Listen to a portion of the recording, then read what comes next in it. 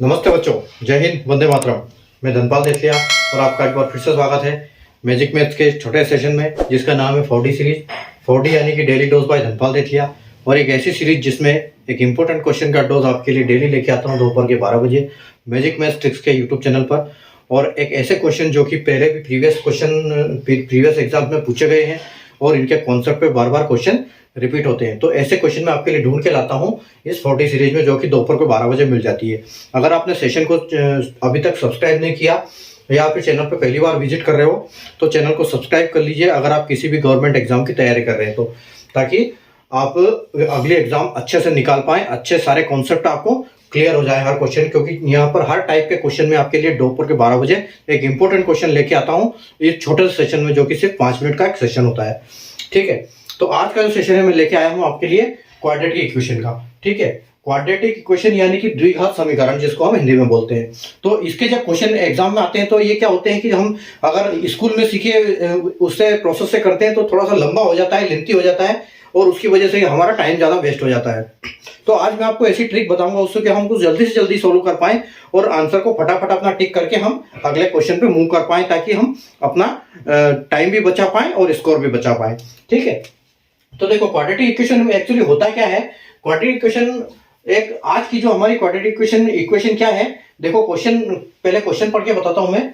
Question है कि in the following question 2 equations 1 and 2 are given, solve the equation and mark the correct option. ठीक है, इसमें क्या होता है, दो समीकरण दिए होते हैं हमको, जैसे कि दिए हुए आप देख सकते हैं बोर्ड पे 1 और 2। ठीक है, निम्नलिखित प्रश्न में दो समीकरण 1 और 2 दिए गए हैं। समीकरण को हल करें और सही विकल्प चुने।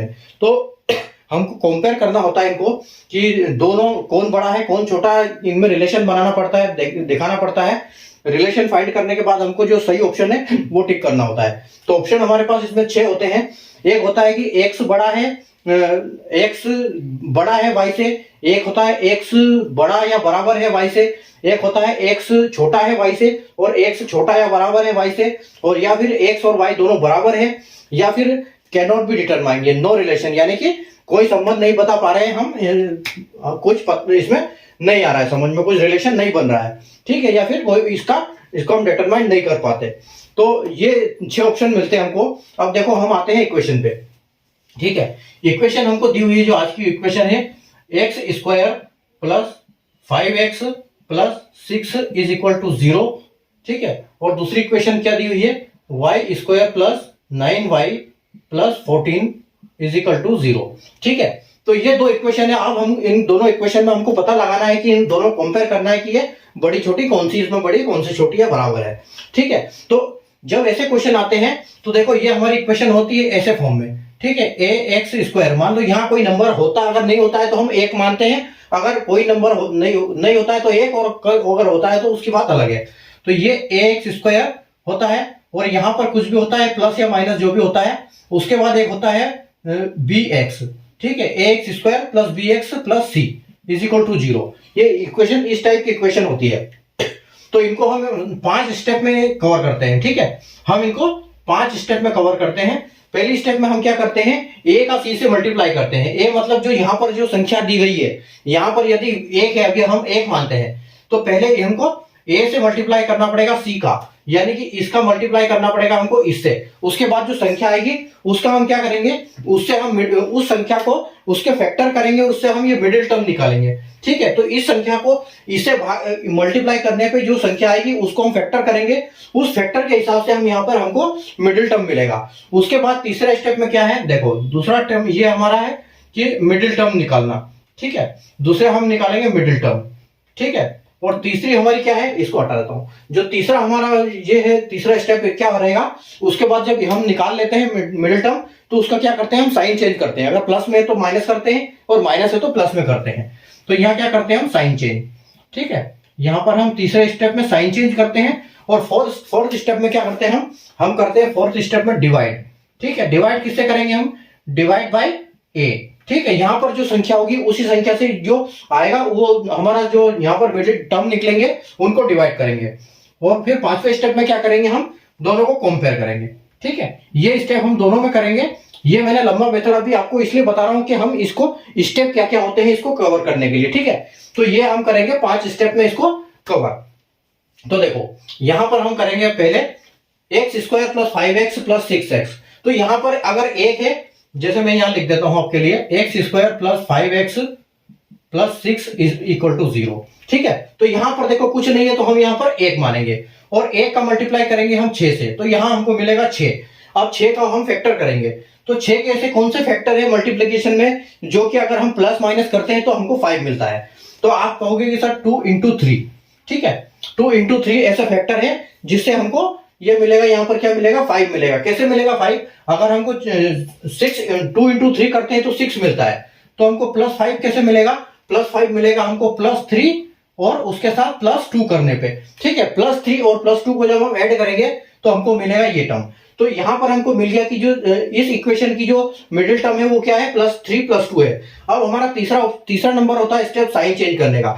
अगर प्लस है तो माइनस करेंगे, यानी कि हम यहां पर हमारे जो टर्म निकले हैं वो क्या निकले हैं, -3 है और -2 है। अब आते हैं हम दूसरी इक्वेशन पे। ठीक है, यहां पर हमारा आ गया, क्योंकि डिवाइड हम करेंगे नहीं यहां पर, क्योंकि 1 से डिवाइड करेंगे तो कोई फर्क पड़ने वाला नहीं है, तो यानी कि हमारा 4 स्टेप खत्म हो गया। दूसरे इक्वेशन पे चलते हैं, y square plus 9y plus 14 is equal to 0। तो इसका हम यहां पर भी हम y 1 मानेंगे और इस 1 का मल्टीप्लाई करेंगे 14 में, तो हमको फैक्टर 14 ही मिलेगा।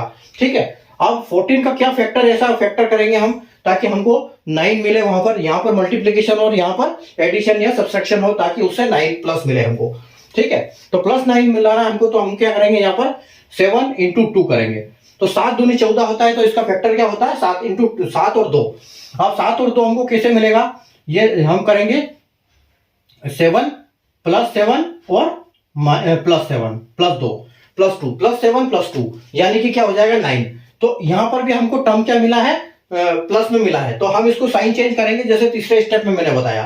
तो तीसरे स्टेप में करेंगे तो ये -3 होगा और ये -2 होगा। ठीक है, अब देखो, अब हमारा पांचवा स्टेप आएगा कंपेयर करना। तो देखो यहां पर आपका -3 है, ये है आपकी x की वैल्यू, ये है आपकी y की वैल्यू। ठीक है, x की वैल्यू क्या है, -2 -3 -2, और इसकी क्या है, इसकी वैल्यू, सॉरी यहां पर इसका आएगा 7 -7। ठीक है, तो यहां पर आपका क्या आ रहा है, -7 और -2। अब इसको कंपेयर करना है हमको। देखो, तो पहले हम मतलब दोनों संख्या को दोनों संख्याओं से कंपेयर करेंगे। तो अगर हम 7 से 3 को कंपेयर करते हैं, देखो माइनस प्लस में संख्या बड़ी वाली संख्या बड़ी होती है और माइनस में बड़ी वाली संख्या छोटी होती है। ठीक है, क्योंकि माइनस रिवर्स में चलता है। आपने अगर क्लासिफिकेशन और नंबर में देखा होगा मेरा वीडियो, तो एक नंबर लाइन होती है कि इस साइड में प्लस होता है, इस साइड में माइनस होता है। तो हम जितना इधर जाएंगे उतना हमारा छोटा संख्या होगी। तो मतलब हमारी जो 7 है ये छोटी संख्या है, 3 बड़ी है, तो हमारा साइन यहाँ पर कैसे बनेगा, यहाँ पर बनेगा ऐसे, 3 ऐसे बनेगा, 3 बड़ा, 3 की तरफ बड़ा और 7 छोटा। ठीक है, उसके बाद हम 7 को 2 से करेंगे तो यहां पर भी हमारा साइन ऐसे ही बनेगा। ठीक है, उसके बाद हम अगर इस 3 का करेंगे इस 7 इसके साथ, इस 2 का करेंगे, ये 2 का करेंगे 3 के साथ, ये 2 का करेंगे 3 के साथ, तो कौन सा बड़ा हो गया, यहां पर 3 बड़ा हो गया, यहाँ 3 छोटा हो गया। ठीक है, तो यहां पर मतलब ये साइन हो गया पलट गया, और यहां पर ये दोनों बराबर है, मतलब यहां पर ये साइन उल्टा हो गया, तो यहां पर क्या बनेगा, कोई रिलेशन नहीं बनेगा। ठीक है, यहां पर क्या आएगा, नो रिलेशन, नो रिलेशन लिखेंगे इसको हम, यानी कि CND, can not be determined.